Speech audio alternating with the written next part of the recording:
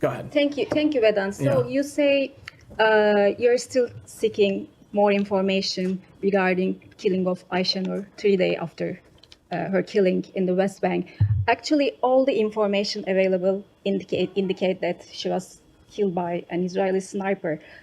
Eyewitnesses say that she was killed by an Israeli sniper. Autopsy report say that she was shot in the head by an Israeli sniper. Your ally, NATO ally, Turkey, says that she was murdered by Israel. So what sort of information you are looking for? Do you have any doubt that she was killed by Israel? I appreciate all that you're sharing, but there is a process that we have to respect and let play out here. Our partners in Israel have indicated that they are conducting a process and that they will make public their findings. Again, we expect that to happen as swiftly as possible, and we expect that process to be thorough. We expect that process to be transparent.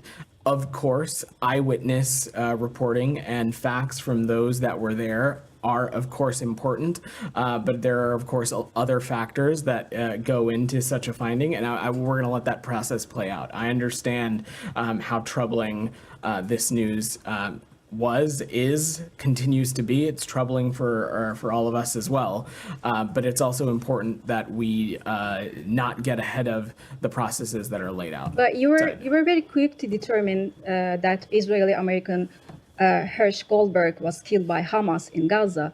And have you ever sought for further information regarding his killing? And if, why haven't you shown the same quick response and reaction to the killing of Aysenur? So, respectfully, Rabia, I understand that how tragic this loss of life was, and how deeply heartbreaking it is for so many people. But as I said to Simon, each circumstance is different, and let's be really clear and make sure that we are not conflating the direct murder of American and Israeli citizens, hostages, being held by a terrorist group, being murdered by members of Hamas. Each circumstance is unique and different, and anytime an American citizen or a civilian loses their life, it is incredibly tragic. But the circumstances around how that happens is important. The facts matter, and I'm just not going to get ahead of the process as it relates to this. Aysenur's family called for an independent investigation. Would you support this call? So look, what you just heard me say to Simon, we expect Israel to make their findings public. We expect those findings to be shared, transparently and as thoroughly and as soon as possible. Beyond that, I'm just not going to get ahead of what those findings determine, and should those require any additional steps needing to be taken. Said, go ahead. Thank you, Vedant. Yeah. Do you actually condemn the actual act of killing an American citizen protesting, the aggression of, let's say, the Israeli occupation army? Do you condemn the act of the killing itself? Do you condemn that act? Let's just be very clear. Of course, we would condemn the death. The death of any American citizen is heartbreaking. But let's be just very precise and clear that I am not going to speculate on what transpired on Friday, as those facts and those processes are still being determined and adjudicated, and we're going to let that process play out. It is troubling. It is tragic, and it's certainly there is a responsibility here to share as much information as possible, so that Miss Eygi's family has the most appropriate accounting of what exactly transpired and what happened here. But Said, there is a process, and I'm just not going to get ahead of that. And I will. I'm not going to speak on behalf of our partners in Israel. So you actually condemn the act of the killing, of the murder of an American citizen? Of course, Said. The murder of any American citizen, we would take issue with. Oh, okay. So let me just follow up. In Beta, there are protests in Beta every day, and in fact, 14 have been killed in the last maybe 12 months or so in Beta. It's a very peaceful protest. There's never any stones thrown out and so on. There are actual eyewitnesses that saw exactly what happened. So do you suspect that maybe there's some entity or some other person that have fired the shot other than an Israeli soldier? Zaid, I think you and other colleagues, of course, this is your briefing. You can ask as many questions as you would like. You can ask the same questions as many times if you would like. That's not going to change my answer, which is that, one, around the specifics of what transpired, important work is continuing to being done to ascertain what exactly happened, and we are going to let that process play out. As I've said, as it relates to making those findings public, we expect that to happen as soon as possible. We expect that process to be thorough, transparent, and it to be as robust as it can be. But beyond that, I'm just not going to speculate from up here what happened or why or any of the reasoning side. As I said to Rabia, eyewitness accounts are, of course, helpful, key, informative to all of this, but there is a process in place, and we will let that process play out. So would you rely on the eyewitness accounts, or you just rely on the Israeli? I am not going to speak to the process, Said. That's fine. I just want to take. And again, I just want to reiterate again that we are working closely to ascertain the facts, but there is not a State Department led investigation that is going on as it relates to because this. the record, Vedant, is really quite abysmal, and when it comes to Israel investigating itself on the killing of Americans. I mean, I can take you back to March 16, 2003, when Rachel Corrie, a Jewish American, was killed by a bulldozer, in plain sight of everybody, and the Israelis only came back with an answer in 2012, and it was just like nothing there answer kind of a thing. And we saw this happen with Omar Assad. We saw this happen with Shireen Abu Akleh when it was killed. And you guys came out on July 4th, 2022 on a holiday, and you said that the intention was not there. So what guarantee do we have that this particular investigation that saw the murder of a 26-year-old American, Aysenur Eygi, so we saw her murder. Everybody, there are a lot of accounts and so on.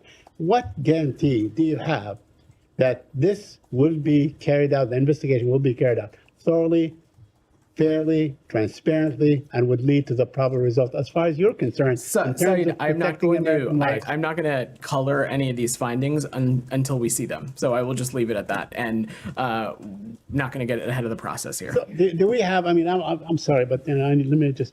Do we have any evidence from the past that Israel actually comes through on these investigations? I will let the IDF and the Israeli government speak to their own accountability processes. Side. I'm not going to get into that, but at every possible measure we reiterate the reminder that civilian death need to be minimized, not just in Gaza, but also when actions are being conducted in the West Bank, that it is critical and vital to peace and stability in the region, taking that moral and strategic imperative. My last thing on this, I mean, when it comes to the Israeli killing of Americans, Americans that are being killed by Israel and their families, they feel that these Americans are the children of a lesser God because Israel is committing the crime. Israel is committing the murder. Is that true? It's not. Look, it's not true. Said, I'm not sure I fully understand your question. I mean, there are less American than, let's say, when Israel commits, it is really the identity of the killer rather than the identity of the killed, so to speak. So again, I'm not sure I fully comprehend what you're asking, but let me just be pretty clear about this. In this context, in any context, to this government, to this State Department, an American citizen is an American citizen. A blue passport holder is a blue passport holder. Whether they are a Palestinian American citizen, a Turkish American citizen, an Israeli American citizen, the front part of that the front part of that nomenclature is not nearly as important to us as the second half, and the fact that an American citizen is an American citizen, and we take the safety and security of American citizens incredibly seriously. It is. We spend a lot of time up here talking about foreign policy priorities and national security and our hopes for the world when it comes to foreign policy priorities. But I will tell you that for Secretary Blinken, for President Biden, there is nothing more important than the safety and security of American citizens. So Israel gives no exceptionalism. Go ahead, Brian. Thank you for that. Yeah. You said you look for more information from independent Israeli investigation. That's been the same U.S. posture for Hindu, who was killed 224 days ago. To Ravi's question, how can Aysenur's family take an investigation seriously if it's conducted by the perpetrator, and moreover, if they've continued delayed and reportedly lied to the U.S. about their investigation into Hindu? Well, that is exactly why we have called and have continued to call for these processes to be as swift and as thorough as possible, and we have that same expectation here as well, and we'll continue to press. It's been 224 days since Hindu was killed, and in the same instance, for example, we've seen open source reporting, eyewitness accounts that evidently show a potential human rights violation. You say, you're pushing for a swift investigation. If that's the same posture with this, when can Americans expect a conclusion? Any American can expect that this administration and this government will do everything we can to ascertain and gather whatever information is required. And I'm going to let that process play out. Israel? I don't have any policy announcements to make, Prem, but we will continue to raise this directly with our partners in Israel, and that work has been ongoing. Okay, wait, Go one ahead, more Yitro. question. Go ahead. Sorry. Thank you very much. Thank you, colleagues. To Saeed's question, the U.S. says it demands respect for press colleagues. Then Israeli forces kill our colleague Shireen Abu Akleh and scores of Palestinian journalists. The U.S. says it supports aid workers. Then Israeli forces kill American Jacob Flickinger and plenty of other aid workers, including Palestinians. The U.S. says it condemns illegal settlement activity, and then Israeli forces kill Aysenur Eygi, Rachel Corrie, and scores of Palestinians subject to settler violence. Another New Jersey teacher last month was shot by Israeli forces as he did the same thing Aysenur was doing. How many more Palestinians and how many more Americans killed, violated will it take before this administration actually does announce a policy change? So, Prem, I will say this, that one of the reasons we are so squarely focused on working to get a ceasefire deal is because of the calm and the stability and the potential it has for that, not just in the immediate Gaza Strip and the surrounding areas, but the region broadly, and the benefits that it could have when it comes to peace and stability and calm and the reduction of tensions in the West Bank as well. Certainly, the death of any journalist, aid worker, civilian, whether they're an American citizen or not, is heartbreaking. And it is there are no words. There are no words for the pain that it brings, especially for these individuals' families. But we will continue to stress directly to all that there is a moral and strategic imperative to minimize the impacts on civilians, and we will continue to press on that as aggressively as we need to. Go ahead. You had your hand up. Yeah. I want to stay in the West Bank, but I will go to the current escalation there. Yep. And today, the Israeli finance minister put a tweet on X, if that expression is correct now. But he said literally that it's the mission of his life is to create reality on the ground to block any future Palestinian state. So, I mean, what he means of a two-state solution, he want to kill it. And during the latest security operations, Israeli security operations in Jenin and then in Nablus, it was accompanied and in parallel by settlers' violence, seizing of land, etc. And I looked through my emails this morning to see if there's any response from the State Department regarding Smotrich, and I didn't find any. Are you okay with his statements? Certainly not. Look, that is the kind of rhetoric we would take issue with because a two-state solution and the work being done to get there is so vital to our approach to the Middle East and what we hope to see for the region. Our focus, however, is on the policies and on engaging with this government, this government in its totality, not just one-off colorful characters who might make up certain sectors of this government. And so that is the task at hand and what we're focused on. More specifically, as it relates to destabilizing actions in the West Bank, whether it be additional settlement